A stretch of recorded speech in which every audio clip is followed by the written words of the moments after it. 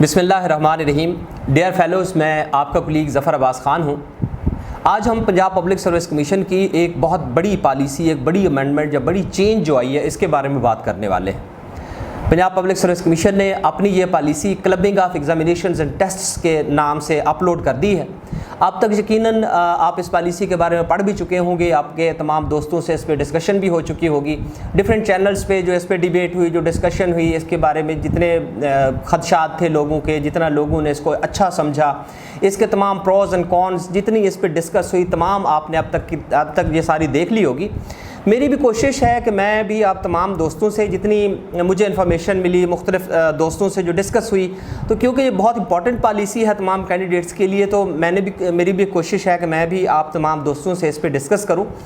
ये policy upload हुई है clubbing of examination and tests के नाम से। सबसे पहले तो मैं आपको ये बता दूं कि clubbing of examination and test की पॉलिसी जो थी, ये फेडरल पब्लिक सर्विस कमीशन ने इसको इंट्रोड्यूस करवाया था। इस पॉलिसी में फेडरल पब्लिक सर्विस कमीशन का पहले, जैसे public service commission Punjab public service commission का है, MCQ टाइप टेस्ट होते थे। MCQ टाइप टेस्ट में प्रॉब्लम्स होने पे, उन पे लीकेज पे या डिफरेंट जो मसाइल थे उनके, इस पे फेडरल पब्लिक सर्विस कमीशन ने एक पॉलिसी ली कि अब हम clubbing of test and clubbing of examination करेंगे। और ये clubbing of test and examination जो थी, ये MCQ टाइप स्क्रीनिंग टेस्ट जो थे इसके बाद की जाती थी। मसलन पब्लिक सर्विस कमीशन ने बहुत सारे कस्टम के टेस्ट लिए हुए थे, इसी तरह से FIA के बहुत सारे टेस्ट लिए हुए थे। तो इन्होंने ये तमाम जितनी पोस्टें थी, चाहे वो कस्टम की थी, चाहे वो FIA की थी, इन तमाम को मर्ज करके उन्होंने कहा हम आपसे एक सब्जेक्टिव पेपर लेंगे 100 मार्क्स का, और उस सब्जेक्टिव पेपर में जितने आपके मार्क्स होंगे उस बेस पे आपकी जो फर्दर है शॉर्ट लिस्टिंग वो की जाएगी।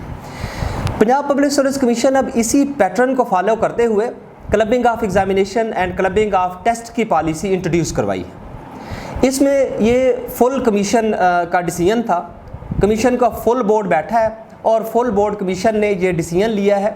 इसमें PPSC रेगुलेशंस 2016 और PPSC manual of policy decisions 2016 में अमेंडमेंट की गई है। इस अमेंडमेंट को मद्देनज़र रखते हुए 4 मेन डिसीजंस किए गए।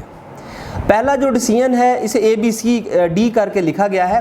पहला जो डिसीजन A है, इसमें यह कहा गया है कि चाहे एक नॉमनक्लेचर की सीट हो या चाहे डिफरेंट नॉमनक्लेचर्स की सीट हो, इन तमाम सीट्स का अगर सिलेबस एक है तो इनके लिए टेस्ट भी एक लिया जाएगा। इसके बाद डिसीजन में जो B है, इसका B पार्ट कहता है कि इस ग्राउंड पे या इस बेसिस पे जब टेस्ट लिया गया है तो इस टेस्ट में जितने बच्चे पास हो गए वो ऐसे कंसिडर किया जाएगा कि एक टेस्ट में पास होने पे तमाम टेस्ट के लिए वो पास हो गए। इसी तरह से अगर जो जितनी पोस्टों के लिए ये क्लबिंग की गई थी या क्लब किया गया था जितनी पोस्ट को, उनके लिए एक बच्चा या कैंडिडेट फेल हो जाता है तो ऐसे कंसिडर किया जाएगा कि बाकी तमाम पोस्टों के लिए भी वो फेल हो गया है। अब इसके सेक्शन C में बताया गया है शॉर्ट लिस्टिंग के बारे में। अब शॉर्ट लिस्टिंग का कहा गया है कि जिस क्राइटेरिया पे ये शॉर्ट लिस्टिंग पहले हो रही थी, अब भी शॉर्ट लिस्टिंग उसी तरह से की जाएगी। अब पहले क्या क्राइटेरिया था? पहले क्राइटेरिया ये है कि हर सीट के लिए ये लोग 5 लोग जो टॉपर होते हैं उनको शॉर्ट लिस्ट कर देते हैं फॉर द फर्दर इंटरव्यू या वाइवा वाइज। अब भी ऐसे ही होगा कि जितनी स्ट्रेंथ है सीटों की, मसलन सीटें अगर 5 हैं तो 25 लोगों को शॉर्ट लिस्ट किया जाएगा। एक दूसरी जो जिसको क्लब किया गया था सीट को, उसमें अगर 10 सीटें हैं तो उसके लिए 50 लोगों को शॉर्ट लिस्ट किया जाएगा। यानी क्राइटेरिया बिल्कुल सेम होगा। जिस क्राइटेरिया पे पहले शॉर्ट लिस्ट किया जा रहा था कैंडिडेट्स को, अब भी उसी क्राइटेरिया पे सेम जो एक पैरामीटर है, सेम पैरामीटर रख के उनको शॉर्ट लिस्ट किया जाएगा। अब चौथी चीज़ इसमें यह है जो D में बयान की गई, वो ये है कि फ़ीस तमाम जितनी भी आपकी पोस्ट है, तमाम पोस्टों के लिए आपको अलग अलग फ़ीस जमा करवानी है।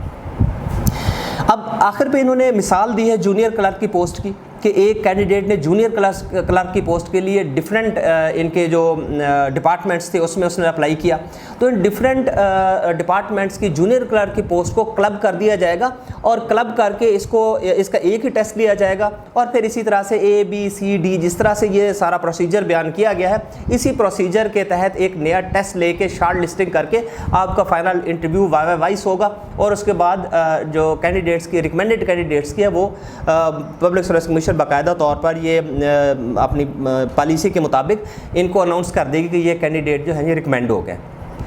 अब इस पॉलिसी को देखने के बाद अब मैं इसके प्रॉस एंड कॉन्स को या इसके जो डिफरेंट इसके एस्पेक्ट्स हैं उनको देखने और समझने की कोशिश करते हैं और कोशिश करते हैं इन चीज़ों को एनालाइज करें। सबसे पहली चीज़ जो है वो एडमिनिस्ट्रेटिव है। एडमिनिस्ट्रेटिव ग्राउंड्स पे तो ये बहुत खूबसूरत पॉलिसी है। अब पब्लिक सर्विस कमीशन के लिए इतनी बहुत ज़्यादा था, आप देखते हैं कि तहसीलदार की पोस्टें थी, नायब तहसीलदार की पोस्टें थी, इसी तरह से बाद में जब हेडमास्टर हेडमिस्ट्रेस की पोस्टें आती हैं, जब बहुत सारी ऐसी पोस्ट जिनमें उन्होंने ग्रेजुएशन मांगा होता है तो लाखों की तादाद में कैंडिडेट्स अप्लाई करते हैं। अब लाखों की तादाद में इतने कैंडिडेट्स का बार बार इनका टेस्ट कराने, इनमें बहुत से एडमिनिस्ट्रेटिव प्रॉब्लम्स आते हैं, सेंटर्स के प्रॉब्लम्स हैं, ये टेस्ट लेट हो रहे हैं, इन टेस्ट में और बहुत सारे जो प्रॉब्लम्स हमने देखे कि with the passage of time उनमें बार बार जो है इजाफा ही होता जा रहा था। तो public service commission full bench ने बहुत ही खूबसूरत डिसीजन किया एडमिनिस्ट्रेटिव ग्राउंड पे कि इनकी क्लबिंग कर दी है। अब एक कैंडिडेट एक दफ़ा ही जाएगा, पब्लिक सर्विस कमीशन एक दफ़ा ही अपना टेस्ट हेल्ड करवाएगी और इसके बाद जो पब्लिक सर्विस कमीशन की पॉलिसी है उसी के मुताबिक तमाम जो कैंडिडेट्स हैं उनको शॉर्ट लिस्ट कर दिया जाएगा। लेकिन दूसरी चीज़ जो है ये आपकी लक पे डिपेंड करती है। अब बाज़ दफ़ा ऐसे भी होता है कि हम एक दिन जाते हैं और महसूस करते हैं कि आज का दिन हमारा था। बहुत सारे ऐसे क्वेश्चन एक रिटन टेस्ट में आपके बिल्कुल दुरुस्त हो जाते हैं जिनके बारे में आपको उसके बारे में इंफॉर्मेशंस भी नहीं थी। आपने गेस किया, आपने उसको हिट और मिस मेथड पे जाके एक बबल भरा, लेकिन हमने देखा कि हमारा जो है ना बहुत अच्छा टेस्ट हो गया।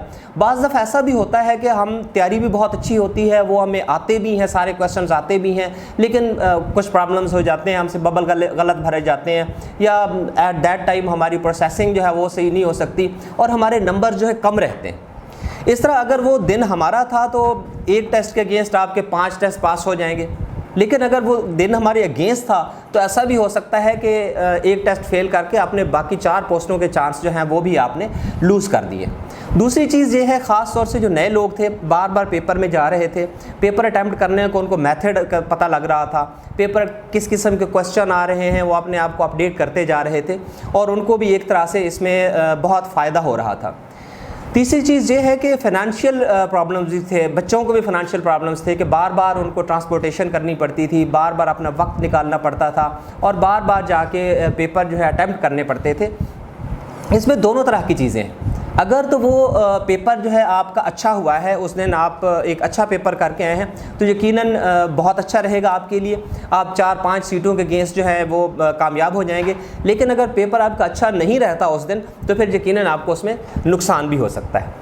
लेकिन इन शॉर्ट हम कह सकते हैं कि एडमिनिस्ट्रेटिव ग्राउंड्स पे ये एक बहुत अच्छी पॉलिसी है और इस पॉलिसी से आपको खुश होना चाहिए कि जो इन द कमिंग फ्यूचर है उसमें आप एक ही पेपर दे के 4 या 5 सीटों के अगेंस्ट शॉर्ट लिस्ट होके एक इंटरव्यू देंगे और उसके बाद आपकी जो मनपसंद और अच्छी जिसे पोस्ट आप समझते हैं उस पर आपकी एलोकेशन हो जाएगी। आखिर पे इस पर मैं आपको ये भी अर्ज़ करता चलूँ कि इसमें पंजाब पब्लिक सर्विस कमीशन ने हर चीज़ को बाकायदा तौर पर इसमें ब्लैक एंड वाइट में लेके आए ये लोग। इन्होंने जितनी पोस्टों की क्लबिंग की है तो इन पे क्लबिंग का बाकायदा से चार्ट बना के बता भी दिया है 1 2 3 4 करके कि कौन सी ऐसी पोस्ट हैं जिनकी हमने क्लबिंग कर दी है और अगर इन फ्यूचर ये सीटें आती हैं तो इनकी इस तरह से अगर 3 या 4 सीटें हैं तो इनको क्लब करके इनका एक ही टेस्ट लिया जाएगा। उम्मीद है आज की वीडियो आपको अच्छी लगी होगी। इंशाल्लाह जैसे इस तरह की कुछ नई बातें आती हैं पॉलिसी के हवाले से पंजाब पब्लिक सर्विस कमीशन की या फेडरल पब्लिक सर्विस कमीशन की, तो मेरी कोशिश होगी कि इन टाइम आपसे शेयर की जाए और इन टाइम आपको अपडेट किया जाए इन इन्फॉर्मेशंस के बारे में और आप अपने आप को तैयार कर सकें आने वाले एग्ज़ाम्स के लिए। मेरी आखिरी आपसे रिक्वेस्ट कि तब्दीलियाँ हर दफ़ा आती हैं, हमेशा आती हैं, ये ग्रेजुअल प्रोसेस है और आती ही रहती हैं। कामयाब कैंडिडेट वो होता है जो आने वाली तब्दीली के साथ अपने आप को मैच करता है। मैं इस पर आपको मिसाल दूंगा कि जब एक शाहीन उड़ता है तो वो ये नहीं देखता कब आंधी है या तूफ़ान है। बड़ी दफ़ा ऐसा होता है कि आंधी या तूफ़ान आ जाता है, आपने देखा कि बाकी तमाम परिंदे घोंसलों में छुप जाते हैं, लेकिन शाहीन वाहिद परिंदा है जो आंधी के ऊपर ग्लाइड करता है।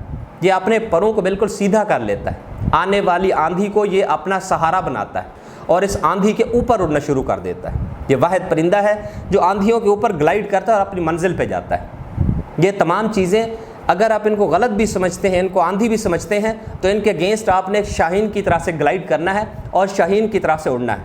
आपकी मंजिल आपके लिए, आपके ख़ानदान के लिए बहुत अहम है यकीन कीजिए, जब पब्लिक सर्विस कमीशन आपको एक बहुत अच्छी पोस्ट के लिए रिकमेंड करती है और आप एक बहुत अच्छी पोस्ट पे अपॉइंट होते हैं, तो फिर आपकी ये तमाम मेहनतें, आपका ये तमाम जितना कठिन रास्ता है, ये आपको बहुत खुशगवार लगने लगता है।